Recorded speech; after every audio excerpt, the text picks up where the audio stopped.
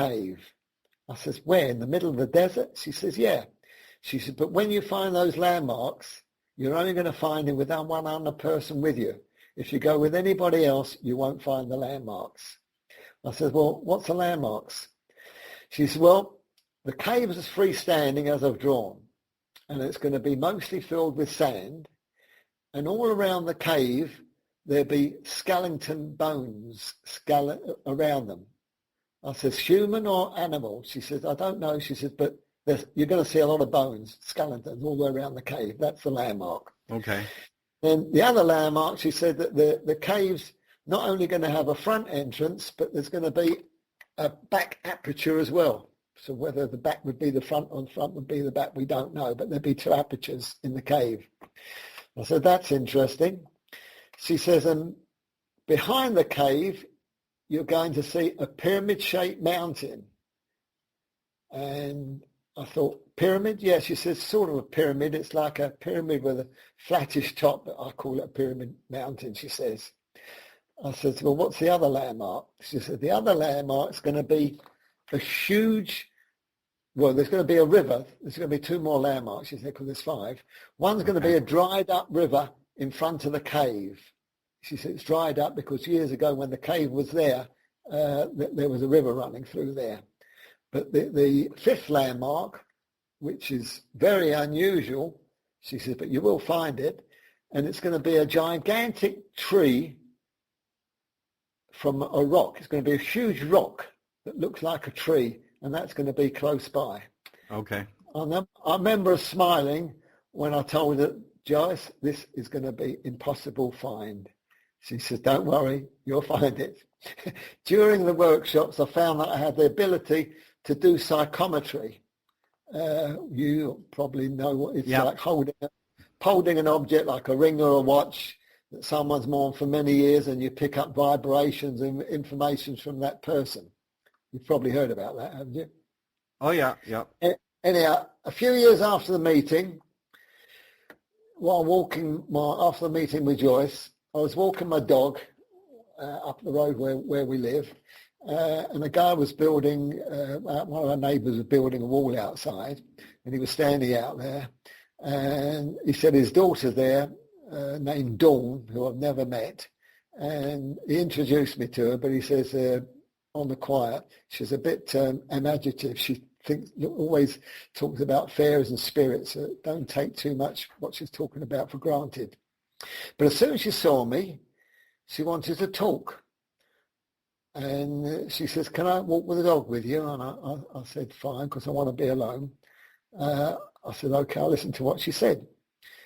And she started looking at me and she said, am I looking for something? I said, what do you mean, am I looking for something? I'm taking the dog for a walk. She said, no, I feel that you're looking for something. And she says, something to do with King Solomon's temple. I thought, whoa, how the hell has this girl come up with stuff? It frightened the shit out of me, all due respects. Okay, so I said, well, okay, let me think about that. And she says, no, I think I want to see you tomorrow. Can I see you tomorrow? I says, fine, come to her house and come and visit me. Because it was all a bit strange to me. And the next day, she came to the house with 2 bits of paper in her hand. One was a drawing of the ark and a goblet on it. And God knows why she had drawn that, but obviously she picked that up. And the other, she said, is a drawing of my spirit guide. And I looked at this drawing she did, and she wasn't a good artist, but you could see what it was. And it was a sketch, just like Joyce had done, of a guy with a lot of hair and a V-shaped beard. It was incredibly like the same one drawing that Joyce had done. And there's no way she would have known about me. She wouldn't have known about Joyce, because I've never, as I said, I've never spoken to anything about it. My neighbour didn't know, otherwise they'd have thought I'm crazy talking about all this stuff. Right. When I questioned her why she shrugged it, she just shrugged her shoulders and said she felt she has to do this. In the middle of the night, she woke up and said, I've got to do some drawings for me. So I said to her, if that's my spirit guide, has he got a name?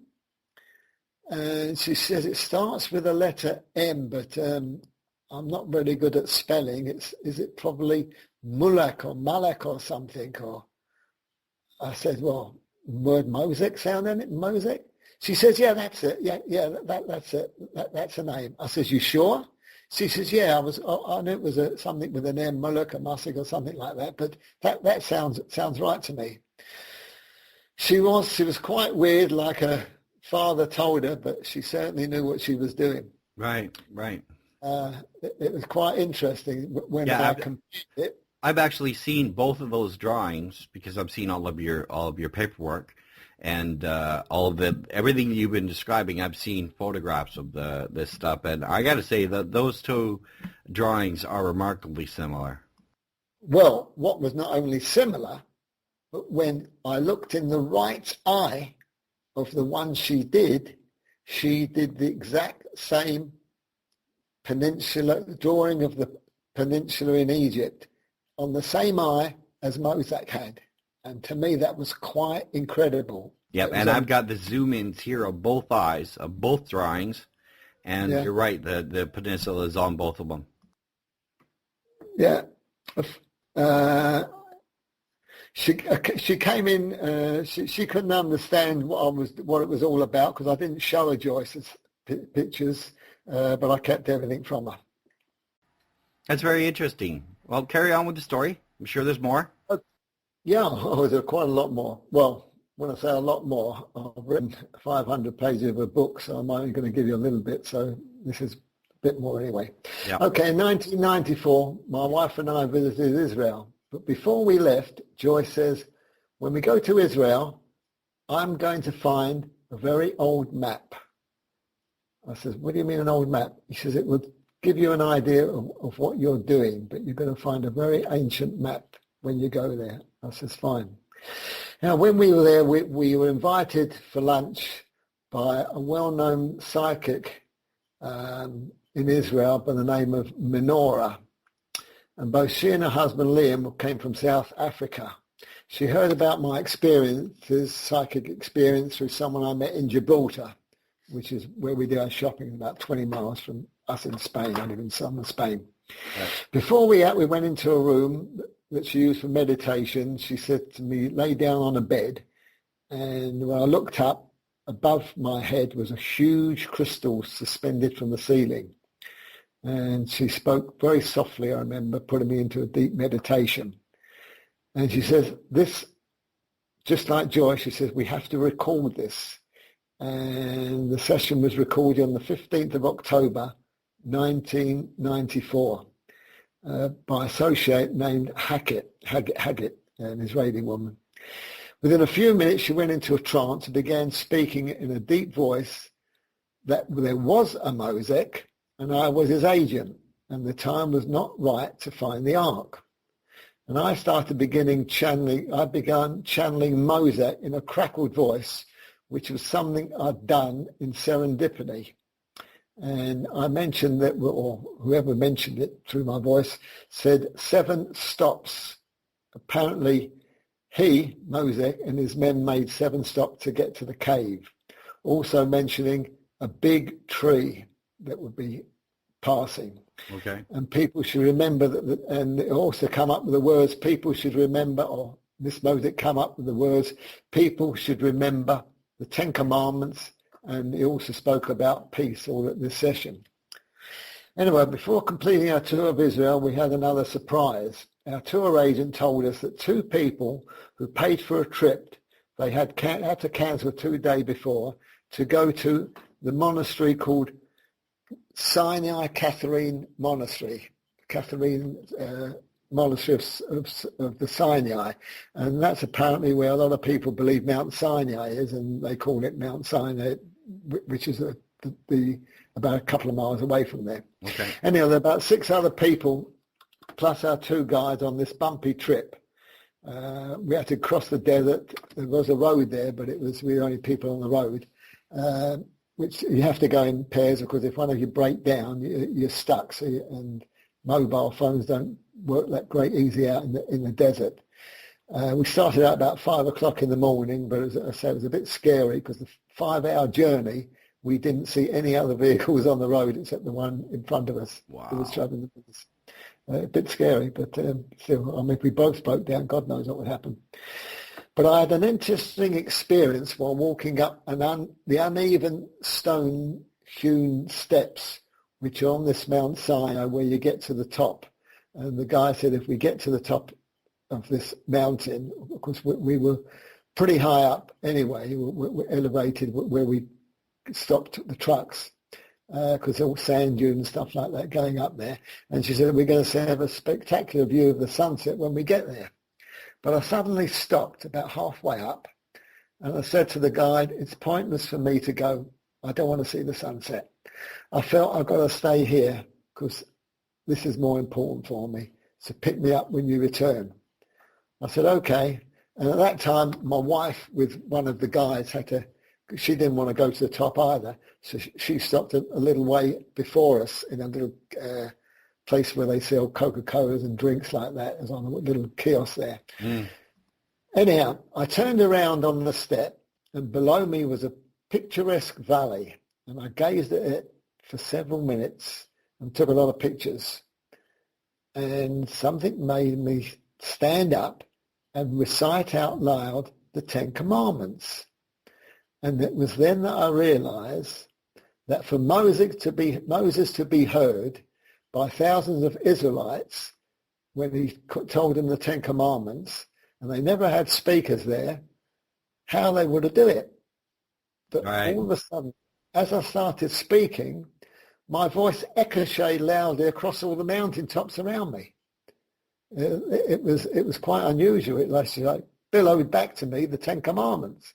So possibly, if mountain was on any mountaintop, because I say we don't know whether that was Mount Sinai or not, but any mountaintop, they say he went up a mountain according to the Bible, if he would have recited the Ten Commandments for the children of Israel to be heard, if the mountains around there would have, echoed around it. Right, you'd have to have a valley in which it to echo in, right?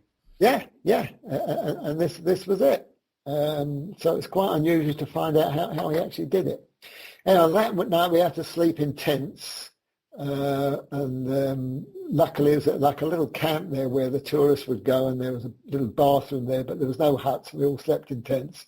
And the next morning they gave us a little breakfast. And then we were transported to St. Catherine's Monastery, which is an ancient monastery built in the year 300. And the monks that are there were Greek monks, and they've been using that monastery for quite a long time. Mm-hmm. And we were told by the guide, she said, well, there were two guys, a man and a woman, and she said she'll have to wait outside because we should all go in there for a couple of hours or an hour, whatever it is, and take a look around and see the inside of this monastery.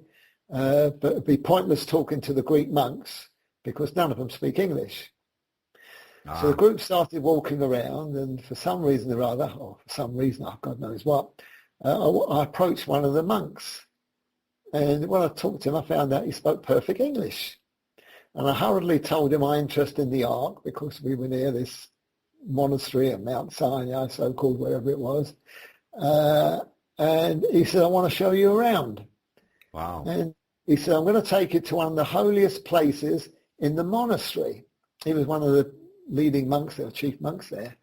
And he said, no tourists go in there, but I want to take you in there. I said, thank you very much. That'd be interesting. So when I was in there, and his back was turned, talking to Mary, and I took a few pictures. And he then said to me, I'm now going to take you to another room, which is one of the oldest libraries in the world, which is upstairs. And inside I saw a glass case with an ancient